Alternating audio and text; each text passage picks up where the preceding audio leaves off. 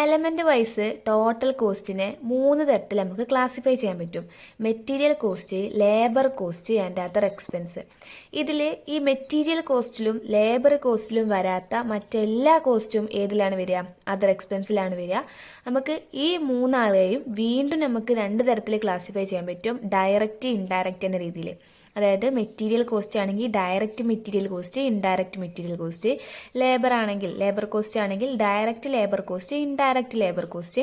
ഇനി other expense ആണെങ്കിലോ direct other expense, indirect other expense എന്നുള്ള രീതിയിൽ നമുക്ക് വീണ്ടും 2 തരത്തിൽ ക്ലാസിഫൈ ചെയ്യാൻ പറ്റും. പിന്നെ ഈ ഡയറക്റ്റുകളായിട്ടുള്ള direct material cost, direct labour cost, direct other expense. Okay, ഡയറക്റ്റുകളായിട്ടുള്ള direct material cost, direct labour cost, direct other എക്സ്പെൻസിനെ നമുക്ക് കമ്പൈൻ ചെയ്തുകൊണ്ട് ആഡ് ചെയ്തുകൊണ്ട് നമുക്ക് എന്തെന്ന് പറയാം? പ്രൈം കോസ്റ്റ് എന്ന് പറയാം. അതായത് ഇവരെന്താണ് പ്രൊഡക്ഷനുമായിട്ട് ഡയറക്റ്റ്ലി ഇൻവോൾവ്ഡ് ആയിരിക്കും. അത് ഞാനൊരു എക്സാമ്പിളുമായി ഒന്ന് പറഞ്ഞു തരാം കേട്ടോ. പിന്നെ ഇൻഡയറക്റ്റുകളായിട്ടുള്ള indirect material cost, indirect labour cost, indirect other expense. ഇവരെ മൂന്നാളും കൂടെ കമ്പൈൻ ചെയ്തുകൊണ്ട് നമുക്ക് എന്തെന്ന് പറയാം? Overheads. അതായത് പ്രൊഡക്ഷനുമായിട്ട് ഡയറക്റ്റ്ലി ഇൻവോൾവ് ചെയ്യാത്ത എല്ലാത്തിനെയും നമുക്ക് എന്തെന്ന് പറയാം? ഓവർ ഹെഡ്സ് എന്ന് പറയാൻ പറ്റും. എക്സാമ്പിൾ പറയുകയാണെങ്കിൽ നമുക്കൊരു ബുഗാട്ടി കമ്പനി നമുക്ക് അസ്യൂം ചെയ്യാം.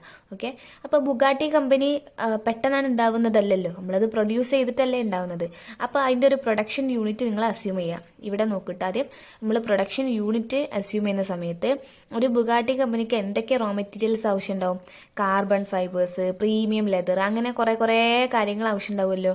അങ്ങനത്തെ ഡയറക്റ്റ്ലി അതില്ലാതെ നമുക്ക് പ്രൊഡക്ഷൻ നടത്താൻ കഴിയൂല. അങ്ങനെ ഡയറക്റ്റ്ലി പ്രൊഡക്ഷനുമായിട്ട് ഇൻവോൾവ് ചെയ്യുന്ന കാര്യങ്ങൾ ആയിട്ടുള്ള മെറ്റീരിയൽസ് നമ്മൾ ഡയറക്റ്റ് മെറ്റീരിയൽ എന്ന് പറയും.